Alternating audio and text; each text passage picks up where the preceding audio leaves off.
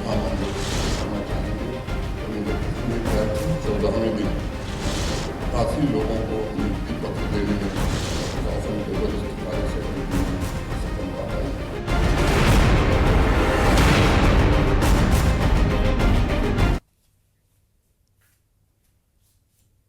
नमस्कार, news 18 JKLH प्रदेश देख रहे हैं आप। मैं हूं आपके साथ दिव्या सिंह। आतंकवाद पीड़ितों पर LG का मरहम। जी हां, जम्मू कश्मीर में दशकों से आतंकवाद के शिकार परिवारों को अब राहत और न्याय की उम्मीद दिख रही है।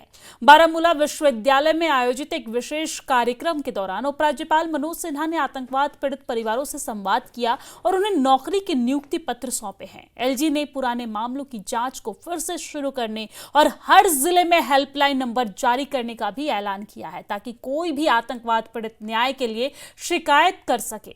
ये खास रिपोर्ट आप देखिए।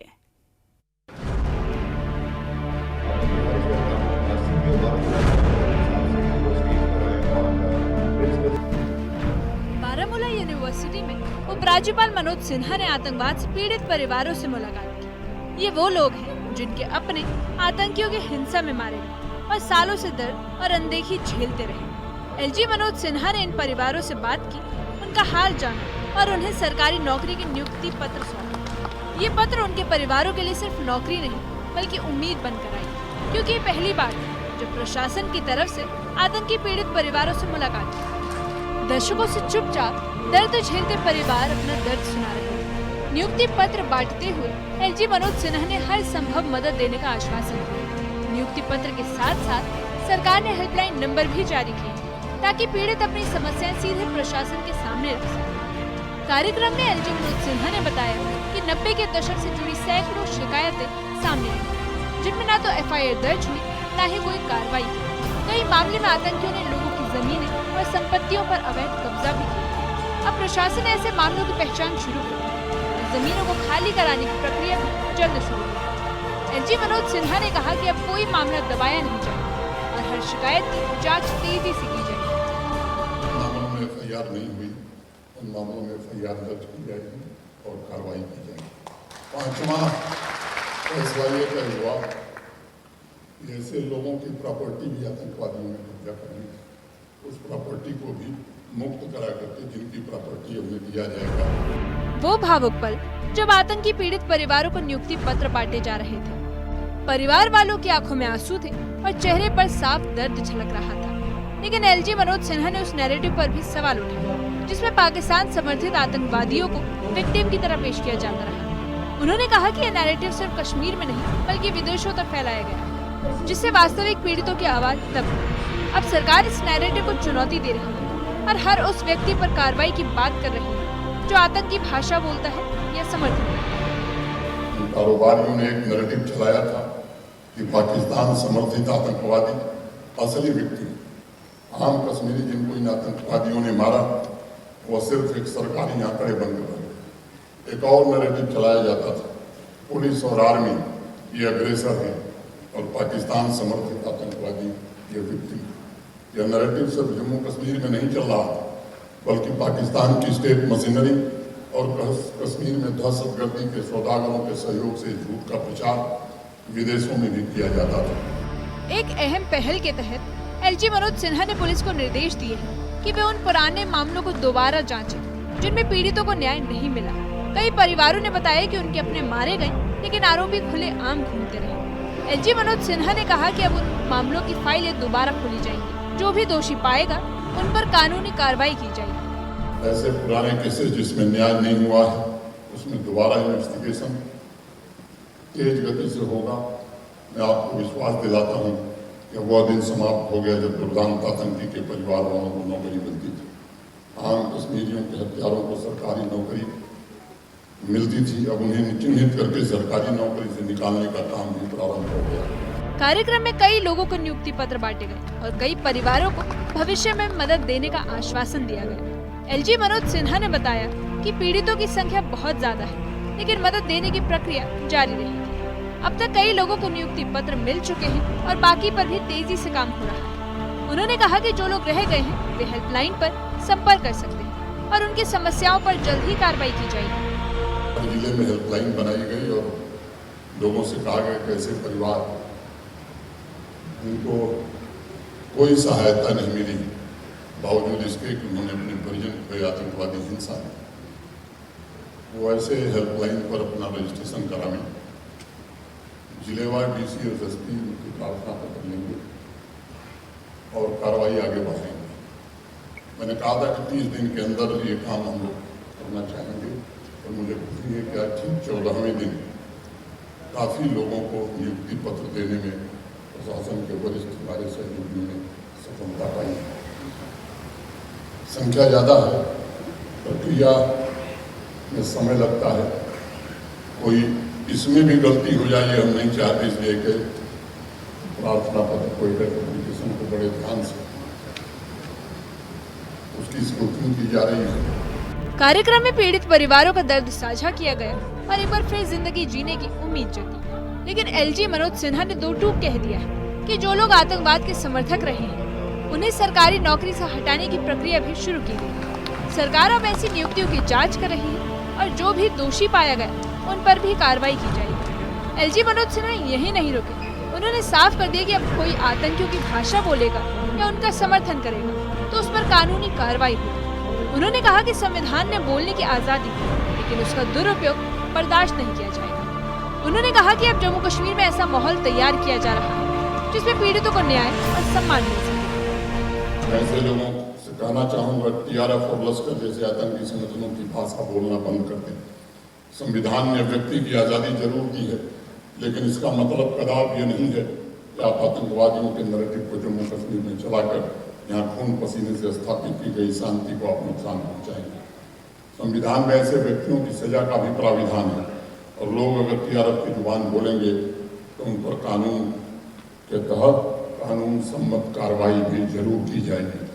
चंद ऐसे लोग हैं जो आतंकी मुल्क पाकिस्तान के इशारे पर अभी भी टेरर इकोसिस्टम को ऑक्सीजन और खाद पानी देने का काम कर रहे हैं। मैं उनसे भी कहना चाहता हूँ, बहुत हो गया। मुझे लगता है कि जम्मू कश्मीर को आतंकवाद से मुक्त बनाने के लिए इस संकल्प जम्मू कश्मीर के आम नागरिकों ने 22 अप्रैल के बाद जो ताकत दी है, इससे मुझे मेरा भरोसा और बढ़ा। एलजी मनोज सिन्हा ने जो नियुक्ति पत्र बांटा वो सिर्फ एक पत्र नहीं बल्कि एक वादा है, इंसाफ का, सम्मान का और एक नई शुरुआत। दशकों तक अनदेखी झेलने वाले आतंकवाद पीड़ित परिवारों को सुना गया, साथ ही उनकी परेशानी का हल भी निकाला गया। उपराज्यपाल मनोज सिन्हा की इस पहल ने न सिर्फ दर्द बांटा बल्कि परिवारों का भरोसा भी लौटा दिया।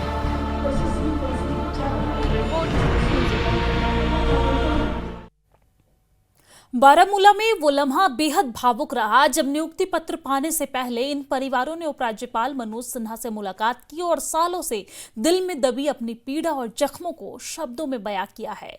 किसी ने पिता को खोया तो किसी ने बेटा को। इन परिवारों की आंखों में आज भी वो मंजर ताजा है जब उनके अपनों को पाकिस्तान समर्थित आतंकियों ने बेरहमी से मार डाला है। एलजी ने न सिर्फ उन्हें सुना बल्कि उन्हें भरोसा भी दिलाया है कि अब न सिर्फ न्याय मिलेगा बल्कि सम्मान के साथ एक नई जिंदगी भी शुरू होगी। आइए देखते हैं ये खास रिपोर्ट।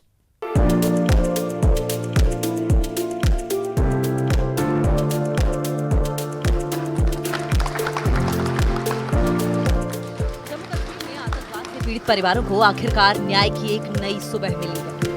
सालों के इंतजार और पीड़ा के बाद उपराज्यपाल मनोज सिन्हा ने इन परिवारों को नौकरी के नियुक्ति पत्र सौंपे। ये सिर्फ कागज नहीं बल्कि उम्मीद, भरोसे और नए जीवन की शुरुआत के प्रतीक हैं। एलजी ने उनके पुनर्वास के लिए ठोस कदमों की भी घोषणा की, जिससे कि इन जख्मी जिंदगियों को अब राहत और सम्मान मिलेगा।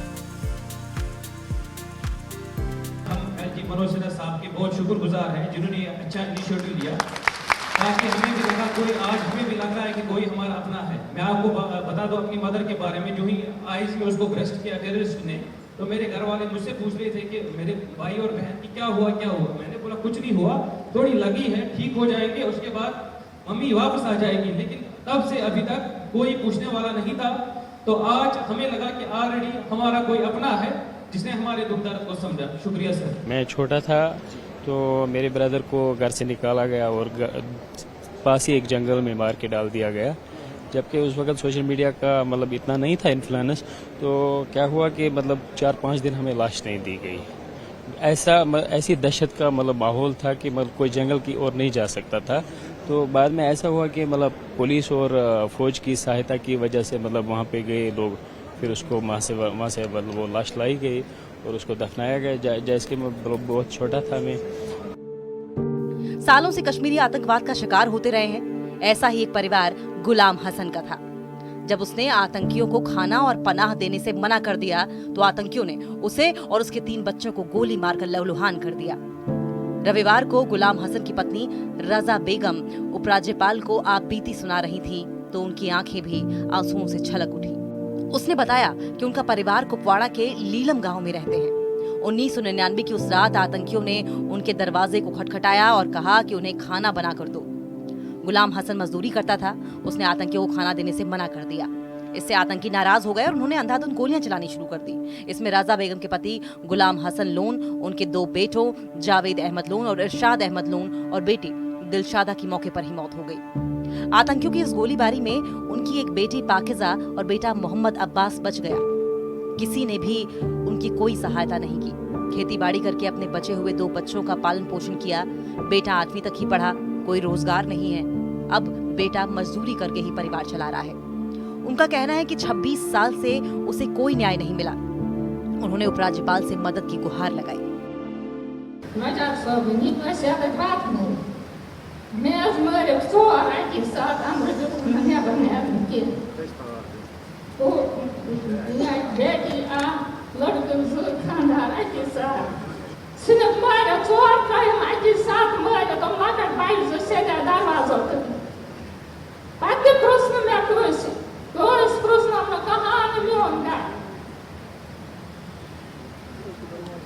सर, आतंकवादी इनके घर पे आए थे और इनसे खाने की डिमांड की थी।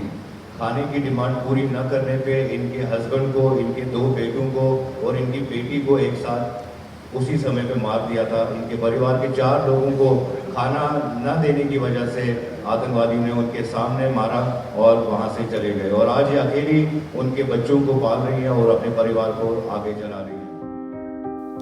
कार्यक्रम में मौजूद फहमीदा ने भी अपना दर्द उपराज्यपाल को सुनाया। उसने कहा कि वो विधवा है। उसका एक बेटा मोहम्मद असगर शेख था।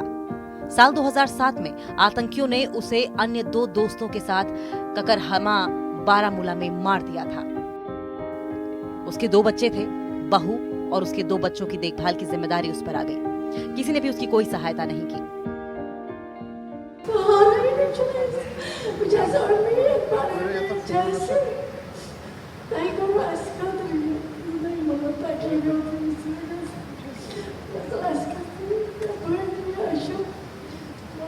सर, ये कह रही है इनका एक ही बेटा था जो शहीद हो गया और उसके बाद इनकी बहू और उनके बच्चे हैं इनके साथ। इनके हस्बैंड की भी ऑलरेडी डेथ हो चुकी थी।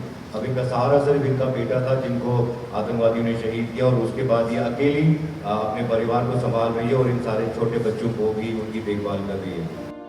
पीड़ितों के आप बीती सुनने के बाद उपराज्यपाल ने कहा कि जम्मू कश्मीर के उन परिवारों को आज आवाज मिली जो दशकों से आतंकवाद का दर्द चुपचाप सहते आ रहे थे। एलजी ने कहा कि ये वो लोग हैं जिनके अपने पाकिस्तान समर्थित आतंकियों ने बेरहमी से छीने, लेकिन किसी ने इनके आंसू नहीं पूछे। जो नियुक्ति पत्र दिए गए हैं वो सिर्फ नौकरी नहीं है बल्कि न्याय, सम्मान और पुनर्वास की ओर एक बड़ा कदम है। ये फैसला उन हजारों मासूमों को श्रद्धांजलि है। 1990 से लेकर हाल के वर्षों तक हजारों आम कश्मीरी नागरिकों को पाकिस्तान के इशारे पर आतंकियों के द्वारा बेरहमी से मारा गया। उनकी मौत सिर्फ एक घटना बनकर रह गई थी। किन्हीं परिस्थितियों में इन्हें जानबूझकर दबाने की कोशिश की गई। उनकी मौत पर घर वालों के आंसू पोंछने की लोग नहीं आते।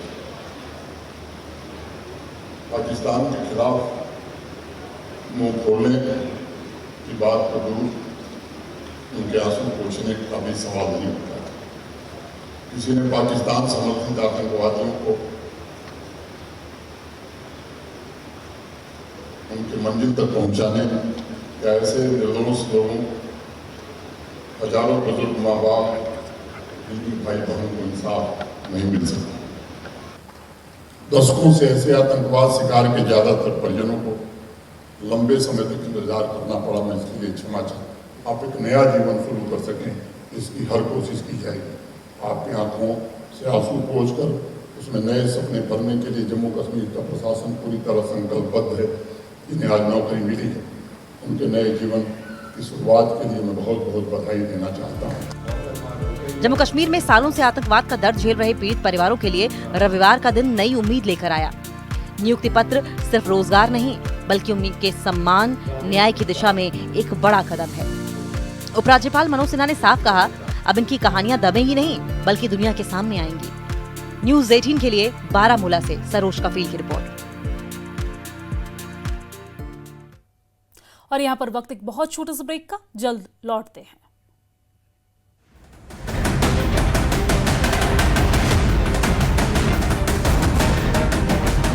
हजारों आम कश्मीरी नागरिकों को पाकिस्तान के सारे आतंकियों के द्वारा बेरहमी से मारा गया। मैंने कहा था कि 30 दिन के अंदर ये काम हम लोग करना चाहेंगे, तो मुझे खुशी है क्या कि 14वें दिन काफ़ी लोगों को नियुक्ति पत्र देने में प्रशासन के वरिष्ठ कार्य सहयोगी ने सफलता पाई।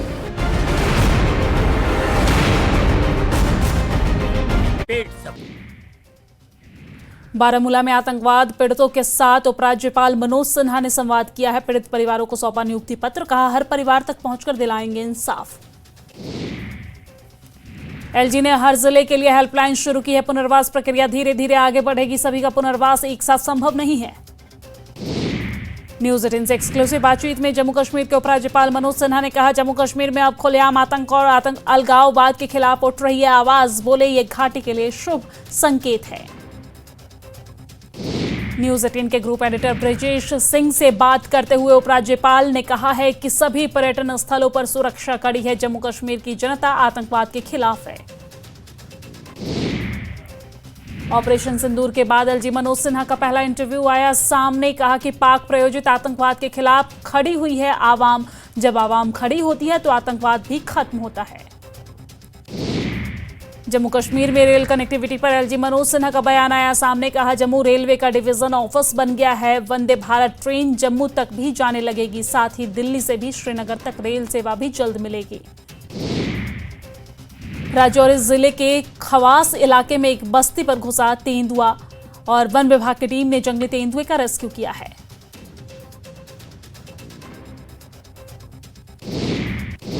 हिमाचल में मॉनसून सीजन में भीषण तबाही देखने को मिली है। आपदा में अब तक 95 लोगों की जान गई है, 33 लोग अभी भी लापता हैं। इस हादसे में 175 घायल हुए हैं।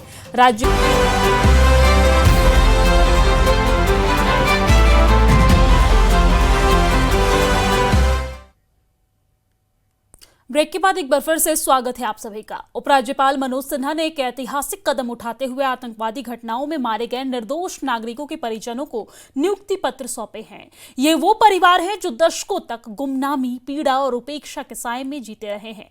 इस मौके पर कार्यक्रम को संबोधित करते हुए एलजी मनोज सिन्हा ने आतंकवादियों का समर्थन करने वालों पर जमकर हमला बोला है। क्या कहा है, सुनिए।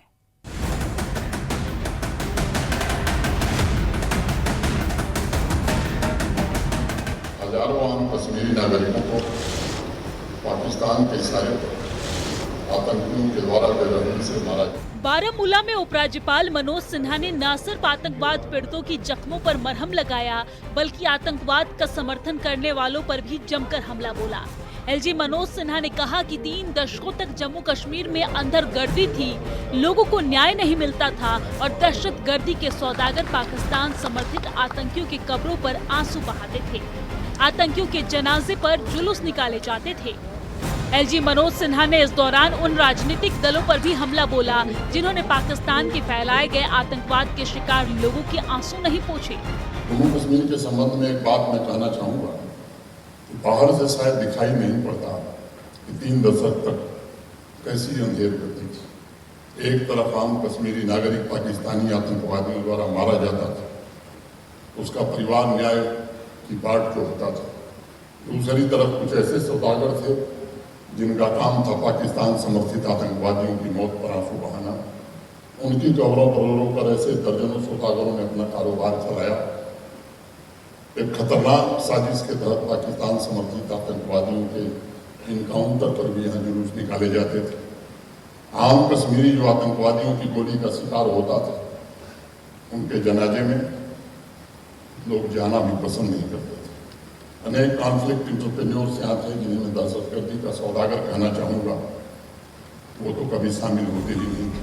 अपने संबोधन में एलजी मनोज सिन्हा ने बताया कि 29 जून को पहलगाम जाने के दौरान अनंतनाग में उन्होंने आतंकवाद पीड़ितों से मुलाकात की और उस मुलाकात में उन्होंने आतंकवाद पीड़ितों को न्याय दिलाने का फैसला लिया। उनको सुना, एक लड़की उसने बताया कि मेरे पिता एसपीओ थे और बड़े ढंग से उनकी हत्या कर दी गई। मेरी माँ ने भीख मांग करके मुझे पढ़ाया, मेरी छोटी बहन को पढ़ाया, और जिन लोगों ने हत्या की वो सरकारी नौकरी पा गए और हम लोग इस दुर्दशा में रहे, ये बयान करना मुश्किल है। मेरे साथ मंच पर कई प्रशासनिक अधिकारी भी थे। उस दिन मुझे तस्वीर का दूसरा पक्ष दिखाई पड़ा। फिर श्रीनगर जाने के बाद प्रशासन के अपने वरिष्ठ अधिकारियों के साथ बैठक की, जिसमें मेरे chief secretary, DGP, home secretary, division commissioner, सारे डीसी, एसएसपी, अनेक वरिष्ठ अधिकारी थे। और उस बैठक में हमने ये विचार रखा। एलजी मनोज सिन्हा ने कहा कि उनके फैसले के बाद कई लोग न्याय के लिए सामने आए हैं। अपने संबोधन में एलजी ने भरोसा दिलाया कि सबको न्याय दिलाया जाएगा। 3 दशक तक उनकी जिंदगी सियाहपोश थी, तन्हा अपने दर्द को जीने के लिए मजबूर थे। मैंने टेरर विक्टिम्स का ग्रीवांस रजिस्टर बन गया है, हेल्पलाइन स्थापित हो गई है। अभी जो विवरण मेरे पास आया है, 90 के दशक की भी अनेक शिकायतें मिली। चंद दिनों के भीतर कश्मीर घाटी से 193 ग्रीवांस रजिस्टर हुई हैं। जम्मू संभाग से 61। अनेक केसेस में टेरर विक्टिम फैमिलीज का कहना है कि साहब FIR तक दर्ज नहीं हुई। अनेक ऐसे मामले हैं जिनमें लोगों ने कहा कि साहब हमें मुआवजा नहीं मिला। कई ने कहा कि साहब हमारी जमीन और प्रॉपर्टी कब्जा कर ली गई थी। कुछ लोगों को घर आतंकवादियों ने गिरा दिए, उन्हें कोई मुआवजा भी नहीं मिला। इसके अलावा 90 के दशक के अनेक ऐसे मामले हैं जिनमें निर्मम हत्या, नरसंहार हुआ, लेकिन इन्वेस्टिगेशन नहीं हो सका, जानबूझकर के उनको छोड़ दिया गया। ऐसे भी 43 मामले पुलिस ने विशेष रूप से जांच की प्रक्रिया को प्रारंभ किया है। मैं समझता हूं कि जल्द ही उसमें भी प्रभावी कार्रवाई हो सकेगी। जम्मू कश्मीर में आतंकवाद पर लगातार प्रहार किए जा रहे हैं। अब आतंकवाद पीड़ितों को भी न्याय दिलाने की कवायद भी शुरू हो गई है। एलजी मनोज सिन्हा खुद आतंकवाद पीड़ितों को न्याय दिलाने में जुटे हुए हैं। न्यूज़ 18 के लिए बारामूला से सरोज कफील की रिपोर्ट।